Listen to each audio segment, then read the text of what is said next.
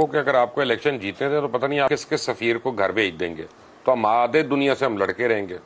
देखें, हम किसी उस सफीर को नहीं भेजेंगे जिसके साथ हमारी जाती मसाइल होंगे। हाँ, जो हमारे आका मौला सल्लल्लाहु अलैहि वसल्लम की नामूस और उनकी इज्जत नहीं करेगा, हम उसकी इज्जत नहीं करेंगे, वो अगरचे कोई भी हो। लेकिन हम उसकी इज्जत ना करें काफी है, उसकी इज्जत ना करें, उससे नफरत का इजहार करें, ये भी तो जरूरी है। लेकिन मेरा मतलब है कि मुल्कों में तो लोग राब्ते तो रहते हैं, उसको नफरत का इजहार। ये जो फ्रांस वाला मामला है ना, ये फ्रांस वाला मामला रियासती सतह पर हुआ है, इसलिए उसके सफीर की हम लोगों को आज तक समझ नहीं आया जी। मैं इसलिए कलवा जी, ये जो फ्रांस वाला मसला है ना, ये रियासती सतह पर गुस्ताखी हुई है। हम उस रियासत से नफरत के लिए इतना बड़ा ये इकदाम उठाया गया। बाकी अगर किसी का जाती किरदार होता है तो वो तो वह मकामी हुकूमतें भी कहती हैं कि हमारा इससे कोई ताल्लुक नहीं है, में भी बाज रहने वाले या कोई मुसलमान भी करता है तो उसका जाती फेल है। ये जो फ्रांस ने किया ये रियासती फेल था। प्रेसिडेंट ऑफ फ्रांस का बयान जी, ये उस मलून का मतलब फेल है और उसने ये बात की है, तो इसलिए हम उसके साथ रियासती बाइकाट चाहते थे। अच्छा, मैं आपके साथ एक तो वो यानी लोगों के जलसे तो नहीं मैं कहूँगा, लेकिन जो उर्स के दिनों में लोग जमा हो रहे थे आपके वालिद साहब के, वहाँ पे मैं आया था, तो मैंने जो लोगों का देखा था वो तो इश्क करते हैं आपसे, वो तो बड़ा प्यार करते हैं। तो यह क्या सिर्फ नामूस रिसालत की वजह है कि कोई और वजूहात भी हैं? जी नहीं, ये तो बात सीधी सीधी है। लोग हम पर एतबार इसी बात से करते हैं कि इन्होंने जो बात की हुजूर सैयद आलम सल्लल्लाहु अलैहि वसल्लम की मोहब्बत में, उल्फत में, उनके इश्क में, उनकी नामूस के लिए, ख़त्म नबूवत के लिए, उसके ऊपर पैरा दिया। तो यही वजह है, और तो कोई हमारे साथ मोहब्बत करने की खासी वजह नहीं है, ना हम और मोहब्बत के लायक हैं किसी। हमारे पास एक ही वजह है, दुआ करें वो वजह सलामत रहे। आमीन आमीन सुम आमीन। मैं ब्रेक लेनी है, लेकिन उससे पहले बताएं, शादी के बाद आप खुश ही हैं ना? अल्हम्दुलिल्लाह। लोगों को उससे पहले भी खुश थे, जेल में भी खुश थे। तसल्ली है ना लोगों को, आप ज्यादा तो नहीं डांट रहे ना आप? नहीं, जेल में भी खुश थे, उससे पहले भी खुश थे, अल्हम्दुलिल्लाह। अल्लामा साहब मेरे साथ ही एक ब्रेक के बाद आते हैं। Take a break.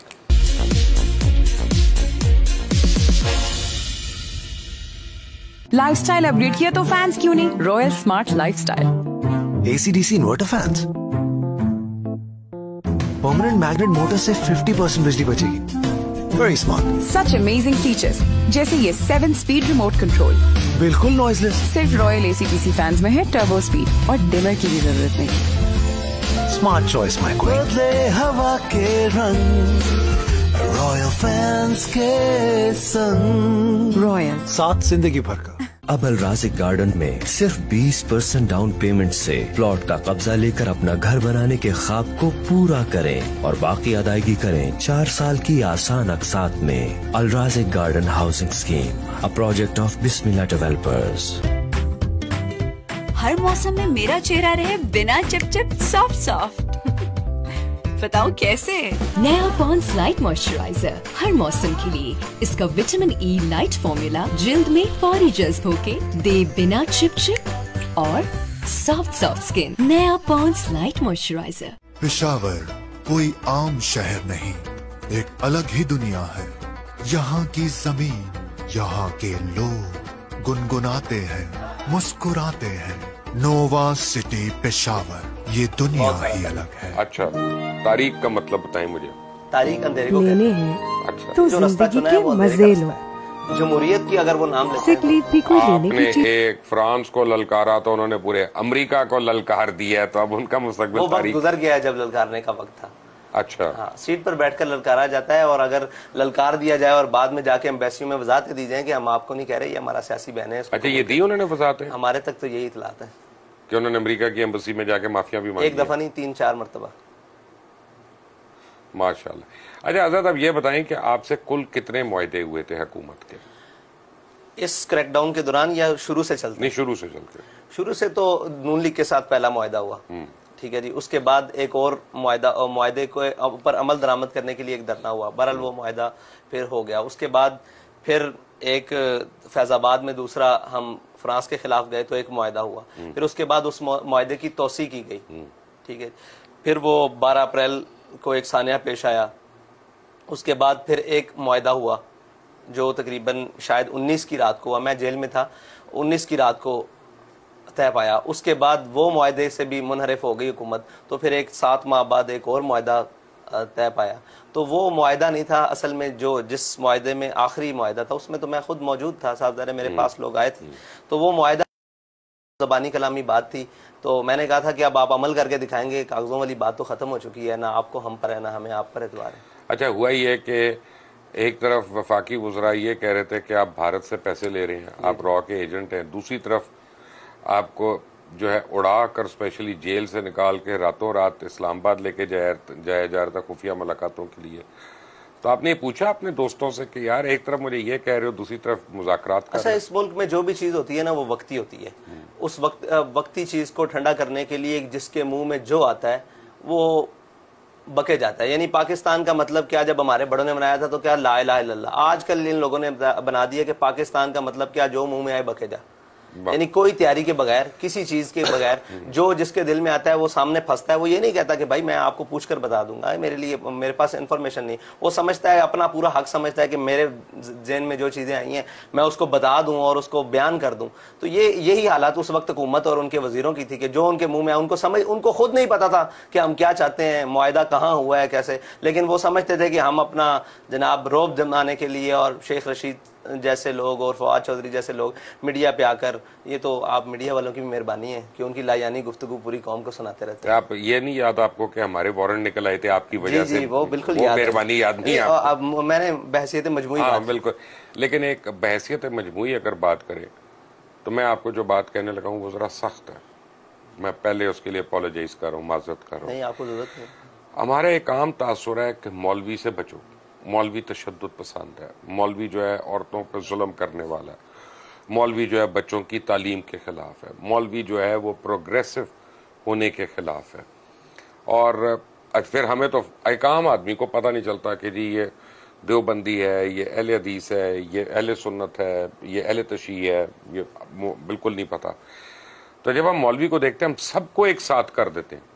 ठीक है, अब उसमें तालिबान आ जाए, उसमें तहरीक तालिबान आ जाए, उसमें तहरीक लब्बैक आ जाइए, वो तो इस चीज का और इस कम इल्मी का आपको नुकसान होता है?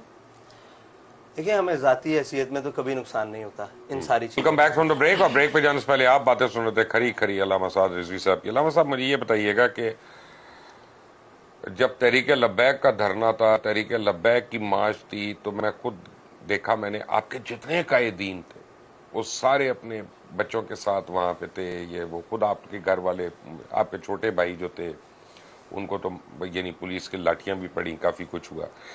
लेकिन इमरान खान एक हेलीकॉप्टर पे आई हैं और उनकी क़यादत, ना उनकी बेगम साहिबा आई हैं, ना उनके बच्चे आई हैं, लोगों के बच्चों और ख़वातीन को उन्होंने बिल्कुल बुलवाया वहाँ पे। और उनके कायदीन के भी कोई फैमिलीज वगैरह नहीं आई। ये आपको तजाद नजर आया यहाँ पे लीडरशिप का?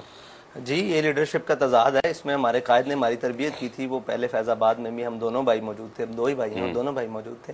तो तजाद भी नज़र आया और उसका नतीजा भी नज़र आया कि जब कायद ऐसी हालत में हो तो फिर कौम रोडों के ऊपर एक शैल चलने से भाग जाती है।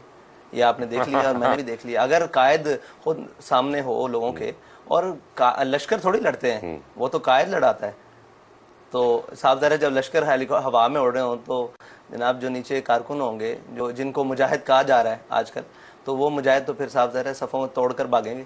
अच्छा, आपको खबर तो मिल गई होगी सुबह से कि और मरियम नवाज साहिबा ने उस पर ट्वीट भी की है, तलत हुसैन साहब ने भी ट्वीट की है कि जनाब एक ज़ुबैर नियाजी साहब के घर से काफ़ी बड़ी तादाद में असला बरामद हुआ, ये वो, और अपने कायद की कॉल पे जिहाद अपने मुल्क में इस्लामी हुकूमत के खिलाफ, क्या ये जिहाद है?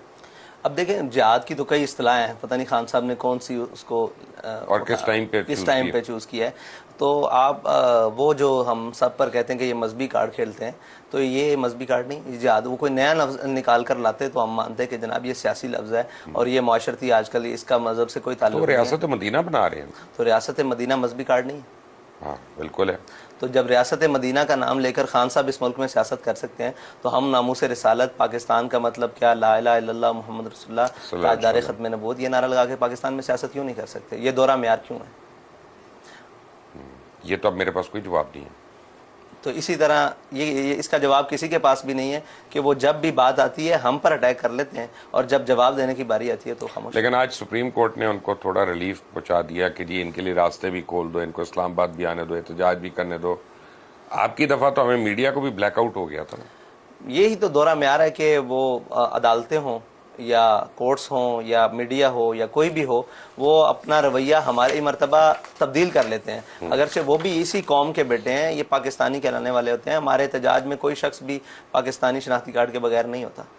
अच्छा जी, कप्तान ने तो कहा था कि 20 लाख अफराद आएंगे वहाँ पे जुलूस लेके, तो अभी तक तो को 8-9 हज़ार हैं जो मेरे ख्याल है टोटल हर तरफ से निकले हुए हैं।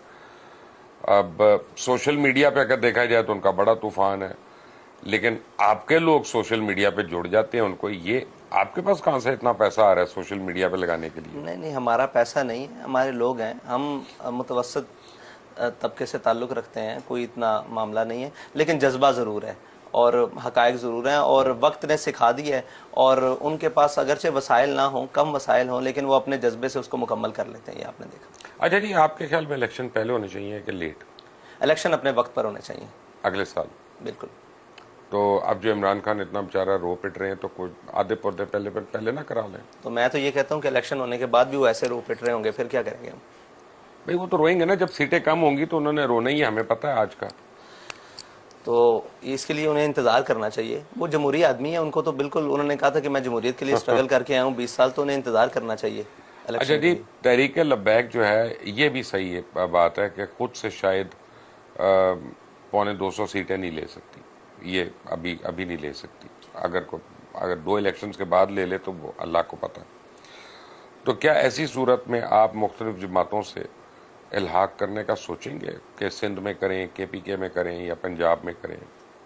तहरीक लब्बैक एक बुनियादी सियासी नजरियाती जमात है, ये किसी के साथ इल्हाक का अभी तक जाने का सोच भी नहीं सकती, क्योंकि हमने अपने कारकुनों को, अपने लोगों को इस बात के ऊपर लेकर आए हैं कि ये सब गलत लोग हैं। तो गलत लोगों के खिलाफ हमें 10 साल एक इलेक्शन नहीं 100 इलेक्शन भी लड़ने पड़े तो इंशाल्लाह हम इस बुनियाद के ऊपर लड़ेंगे। और कोई वक्त तो आएगा या कोई दिन तो ऐसा आएगा जब कौम को नजर आएगा कि इनके अलावा कोई हमारा मसीहा नहीं। अच्छा ठीक है, हमने मान लिया कि आप, पहले तो मुझे बताएं कि आपका टिकट देने का क्या क्राइटेरिया? हमारे टिकट देने का सबसे पहला क्राइटेरिया तो है कि वो हमारे नजरियात से मुत्तफिक हो। वो तो हर मुसलमान होगा, जो इस बात से मुत्तफिक नहीं होगा मुसलमान नहीं होगा। हमारे नजरियात से मुत्तफिक हो, ठीक है। दूसरी बात यह है कि वो अशराफिया से ना हो। अच्छा ठीक है, अशराफिया से ना हो। तीसरी बात यह है कि उसने इतनी बार इलेक्शन ना लड़ चुका हो कि उसके हल्के से कोई दूसरा शख्स ही ना उठ सके, नई क़यादत ही सामने ना आ सके।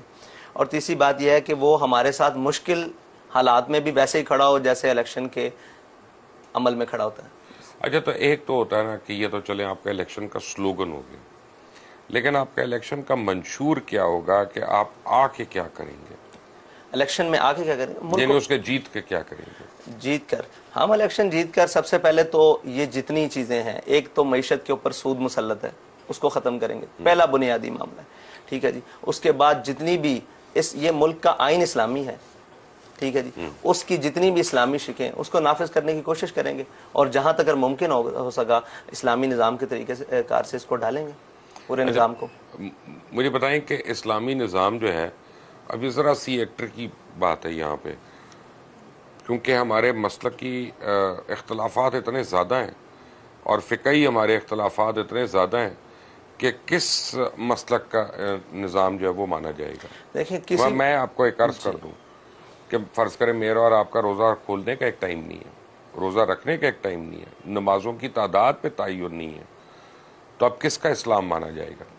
इस्लाम जिसके ऊपर अमल किया जाए वो तो हर कोई अपने तरीके से करेगा ना। जैसे सूद है, सूद के ऊपर किसी मसलक का इख्तलाफ नहीं, सूद तो अल्लाह के खिलाफ है। नमाज के पढ़ने के ऊपर इख्तलाफ किसी का नहीं है, तो हर एक को नमाज का पाबंद तो किया जाएगा। तरीकाकार उसका अपना अपना होगा, वो जहाँ मर्जी करे, जी बिल्कुल करे। खाना काबा शरीफ में सारे जाते हैं, अपने तरीके से नमाज पढ़ते हैं, जो उनके पीछे पढ़ता है उसकी अपनी मर्जी, जो अपनी नमाज पढ़ता है। मस्जिद खुली है सबके लिए, वहाँ सब जाकर नमाज पढ़ते हैं। बस इसी तरीके से ये पाकिस्तान एक मस्जिद है हर मुसलमान के लिए, ठीक है जी। बड़ी एक हमें सोचने की बात है कि क्या आप लोग ताकत जब आप लोग को मिलती है तो आप दूसरे मुसाले को काफिर काफिर तो नहीं कहना शुरू हो जाएंगे? हमने आज तक काफिर काफिर का नारा किसी के बारे में भी नहीं लगाया, जिनसे हमारा बिल्कुल टक्कर है सीधी, हमने उनके बारे में भी ये लफ्ज गलत उलाम नहीं किया।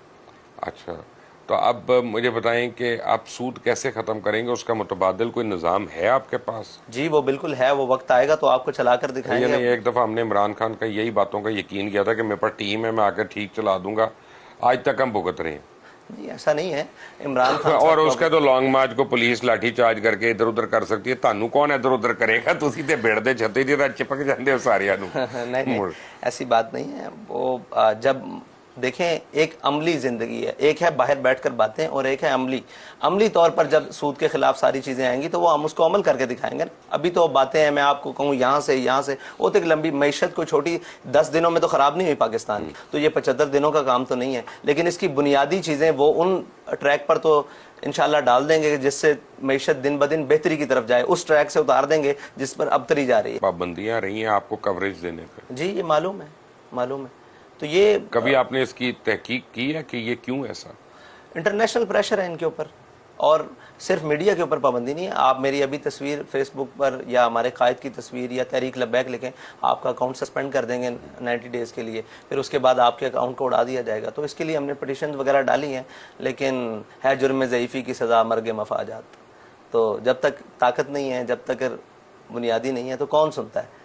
तो ये साफ ज़ाहिर है एक उनके हाथों में है सारे मसाइल, जिनको हमारे नज़रिए से भी इख्तलाफ है, हमारे नारे से भी इख्तलाफ है। वो ये समझते हैं कि ये वो लोग हैं जो हकीकी तौर पर निज़ाम को बदल सकते हैं, ये वो लोग हैं जिनके बड़ों ने हज़ारों साल इस बड़े सगीर पर हुकूमत की है, ये उनके नज़रियात के लोग हैं। उनको पता है गहराई से कि हम कौन लोग हैं, वो हमें अच्छी तरह से जानते हैं, इसलिए हमसे खौफज़दा है। वरना हमारे हाथ में कौन सी तलवार है, तीर है, या हमारे किसी शख्स ने कौन सा बारूद बांधा हुआ है, या कहीं क्या जाकर बात की है। हमने तो कश्मीर की बात की है ना, यासीन मलिक की बात की है, हुर्रियत रहनुमा जनाब सबकी इनकी बातें की हैं। आज उनको आपने सुन लिया, सजा हो गई? जी, सजा हो गई उनको भी। कितना बड़ा जुल्म है।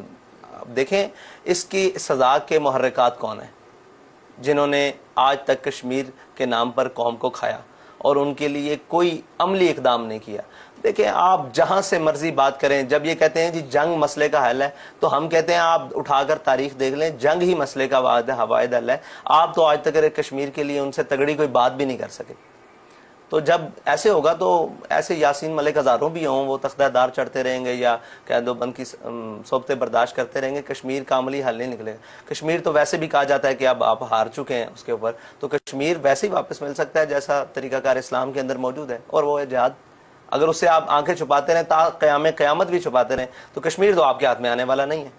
उसके लिए आप आज स्टैंड ले लें या जब आप बिल्कुल आखिरी सतह पर हो तब स्टैंड ले लें, आपको आखिरी हल तो उसका यही नजर आता है, सफारती तरफ। अब आपको समझ आ रही है कि बैरूनी ताकतें आपके क्यों खिलाफ हैं? जिस तरह की गुफ्तगू आप फरमा रहे हैं जी, अच्छे खासे आदमी को आपने डर लगा देना कि आगे पता नहीं की करेगा।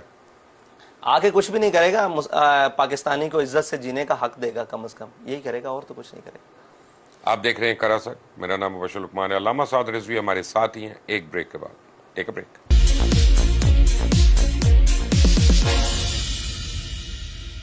लाइफस्टाइल अपग्रेड किया तो फैंस क्यों नहीं? Royal smart lifestyle.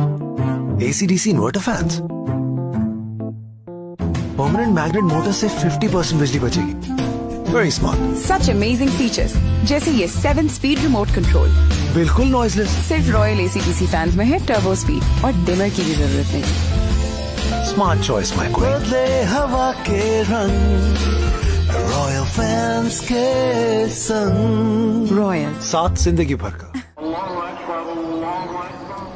अल्लाह अकबर, अल्लाह अकबर। बहुत खुशी हुई, मुबारक।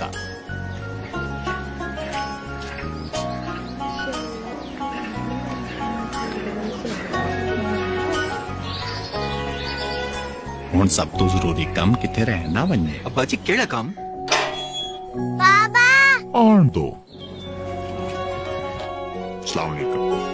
ऐसे बच्चे नु पहला भी पिया सी। पुत्तर, पोलियो दे 2 खतरे एक बार नहीं हर बार जरूरी ने। 5 साल की उम्र तक हर बच्चे ले, खास तौर ते इस नन्नी जी जान नु।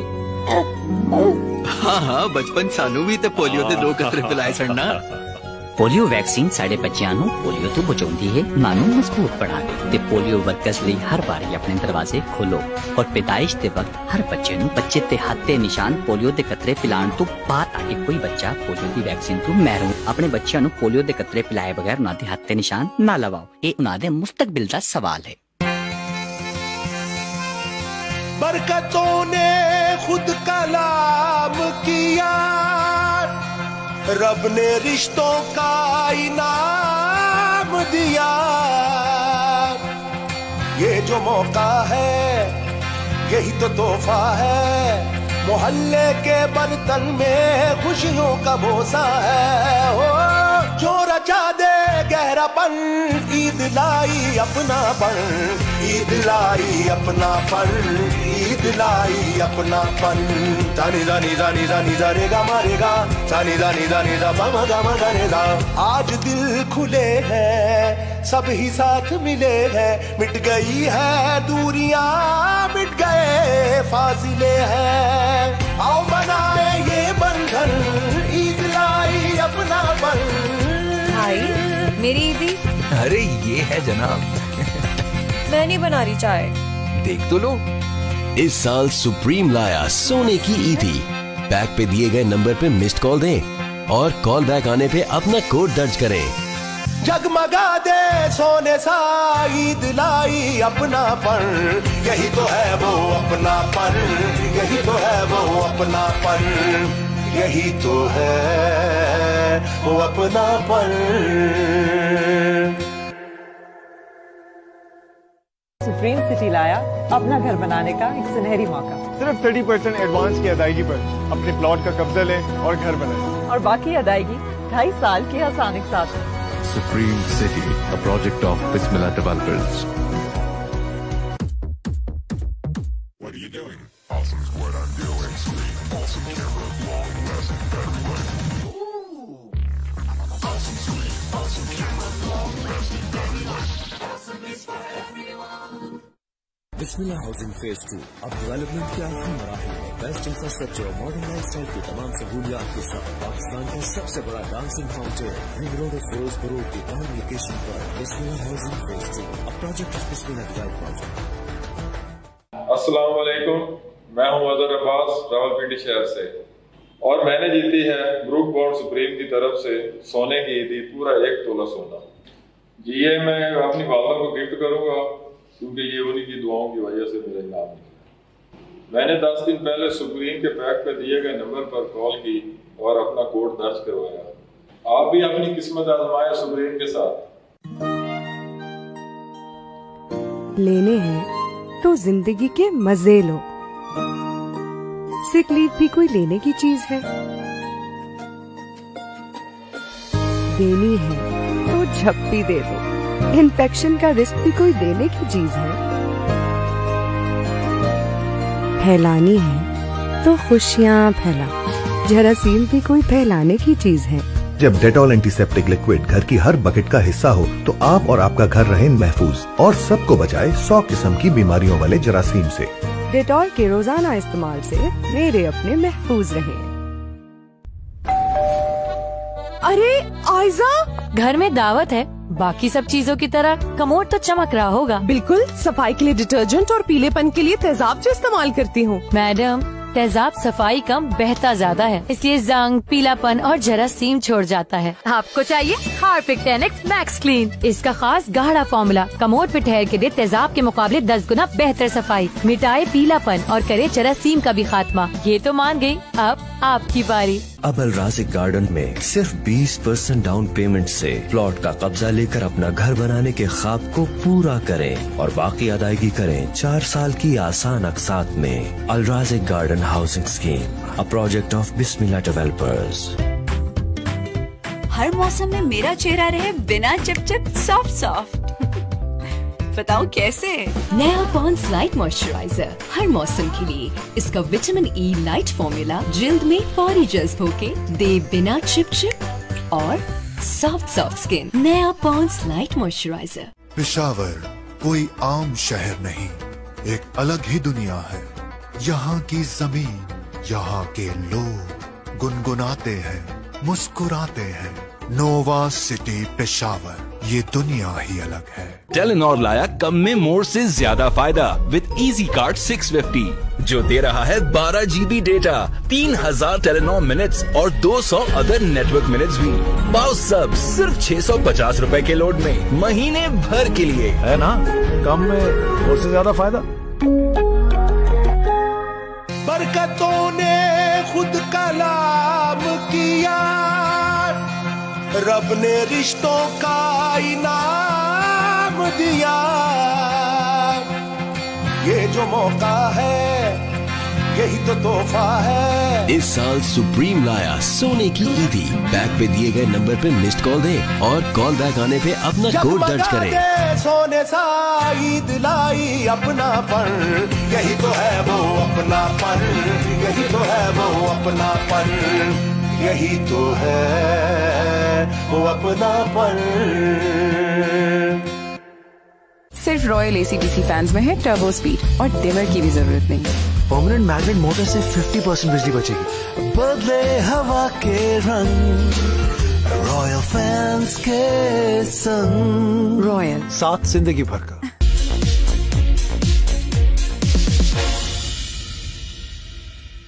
Welcome back from the break. और ब्रेक पे जाने से पहले आप बातें सुन रहे थे तहरीक लब्बैक पाकिस्तान के अमीर हाफिज साद रिजवी साहब की। अच्छा जी, ब्रेक पे जाने से पहले कश्मीर की बात हो रही थी और मेरे प्रोड्यूसर ने मुझे बताया अभी कि आज सारा दिन यासीन मलिक साहब के लिए ट्रेंड जो है सिर्फ TLP ने, तहरीक लब्बैक ने चलाया, तो बाकी किसी को ऐसे ख्याल नहीं आया कश्मीर का। वैसे तो हम लोग बड़ा रोना रोते हैं। कश्मीर का ख्याल जिनको आया भी था, उन्होंने आधा घंटा कौम को सड़क पर खड़ा किया और कश्मीर का फ्रंट लाइन पर मुकदमा लड़ने वाले बहुत सारे अफराद, जिनमें हाफिज सईद साहब भी मौजूद हैं, उनको अपनी हुकूमत में उनको सजा दिलवाकर खुद कैदोबंद। हाफिज सईद हैं, मसूद अजहर साहब हैं, मतलब ये बहुत बड़े बड़े लोग जिन्होंने कश्मीर के लिए स्ट्रगल की, उनको आपने जेलों में बंद कर दिया। तो हम भारत से पीटें कि उन्होंने यासीन मलिक को ये तो कहते हैं कि हाफिज सईद साहब ने पता नहीं दहशतगर्दी की थी, क्या किया था। इनके पास क्या सबूत है कि उन्होंने दहशतगर्दी की थी? नहीं, सबूत तो कोई नहीं, वो तो अदालत ने भी बरी कर दिया था। लेकिन अब क्या करें, क्या किया जाता है? इन गुलामों का ये मसलक है कि नाकिस है किताब, सिखाती नहीं मुसलमान को गुलामी के आदाब।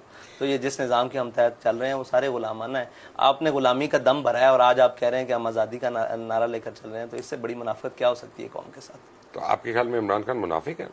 मैं तो उसको मुनाफिक आजम कहता हूँ, शायद आपको मालूम नहीं। जब मेरा मतलब, मैं जलसे भी नहीं आया अभी तक आपके जहाँ पे वो तकरीर सुनी हो। आज आपने बड़े लोगों का दिल तोड़ दिया ये बात करके। तो हमारा प्रॉब्लम है, हम कुछ काटते नहीं, एडिट नहीं करते। अब आपने जो बात की इसे पता नहीं कितनों का, और वो मुझे भी बुरा कहेंगे। जी देखिए, हमें बुरा कहने वालों को हक हासिल है कि वो हमें जितना मर्जी बुरा करें, लेकिन कम अज़ कम जो हमारे सामने चीज़ें वाज़ेह हैं हम उनको छुपा तो नहीं सकते।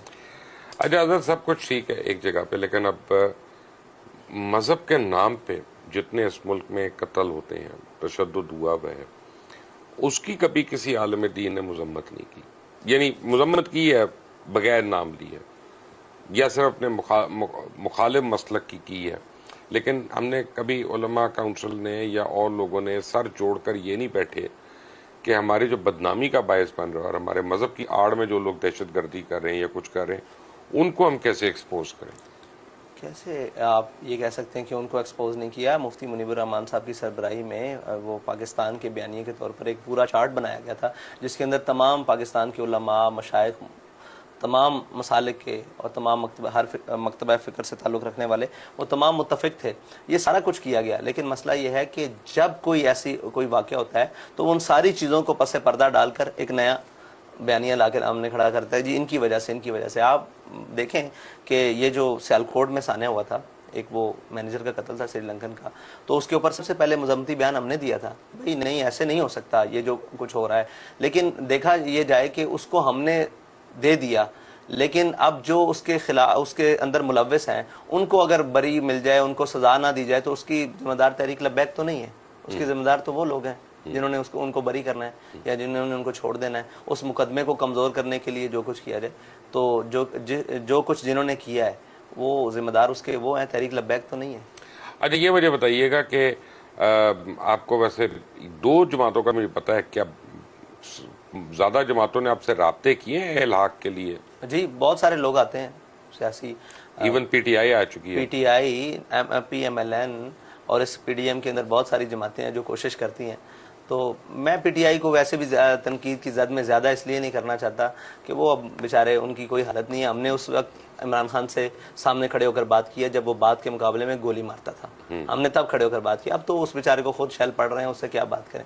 अब तो आप बात करें इनकी जो ये मकामती के बुढ़े जिन्होंने पाकिस्तान को इस हालत में। लेकिन आपने मुझे डिप्रेस कर दिया, आपने कहा कि इमरान खान का सियासी मुस्तकबिल तारीख है। तारीख है जी, सियासी मुस्तकबिल इमरान खान का मजबूत, मेरी नज़र में अगर जिस निज़ाम के तहत वो चल सकता था वो यही था कि जिस दिन उसके खिलाफ अदम एतमाद आई थी वो अपनी फाइल या अपना वो भी चीज़ें उठाता और जाकर अपोजिशन के डेस्क पे बैठकर कहता कि चलो जी चलाओ हुकूमत, मैं आपके साथ हूँ, अगर आप दुरुस्ती कर सकते तो हम आपके साथ हैं। ये तो हमारे कायद ने हमें बताया था कि भाई आज ये दुरुस्तगी का नारा लगाएं और आज ये दुरुस्त तरफ जाने की बात करें तो हम इनके पीछे लगने के लिए तैयार है। तो अगर हो गया था, जमहूरी अमल था, तुम भी गिनती पूरी करके आए थे, अगर किसी और ने कर ली थी तो आ जाते, उनको ले आते। वो तो कहते हैं साजिश थी मेरे खिलाफ। अगर साजिश थी तो वहां पर बैठकर वजाहत करते ना, अब यहाँ पर तो नहीं हो सकती। कैसे कौम को साजिश? ये तो उनको बयानिया मिल गया। ये तो लाने वालों ने भी इतनी बड़ी गलती की, जिन्होंने ये अदम एतमाद पेश की, उनको भी अकल होनी चाहिए थी कि वो अपनी मौत मर रहा था, उसे दोबारा जिंदा कर दिए।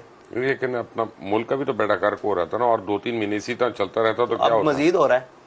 अभी कोई बेहतरी आ रही होती तो हम कहते कि जनाब ये बेहतरी के लिए है, ये तो मजीद हो रहा है और मजीद होता रहेगा जब तक हम अल्लाह और उसके रसूल से जंग किए हुए हैं। ये तो हम नहीं वो तो जब तक सूद नहीं खत्म होगा फिर होता रहेगा। बिल्कुल होता रहेगा। मैं आपसे ये कहता हूँ कभी भी मैशत दुरुस्त नहीं हो सकती।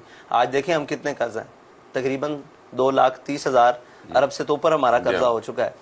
तो हम साहब सूद की मद में और उसकी मद में शायद रात से भी ज्यादा दे दें, हमें शायद इल्म शायद दे चुके हों, लेकिन हम जारी है, सब कुछ जारी है। जब तक सूद इस मुल्क से नहीं खत्म होता, इस मुल्क की मैशत के ऊपर जो अशराफिया काबिज है उनसे दूर करके मैशत को नहीं चलाया जाता, तब तक तो मैशत की यही सूरत हाल है। अच्छा, मुझे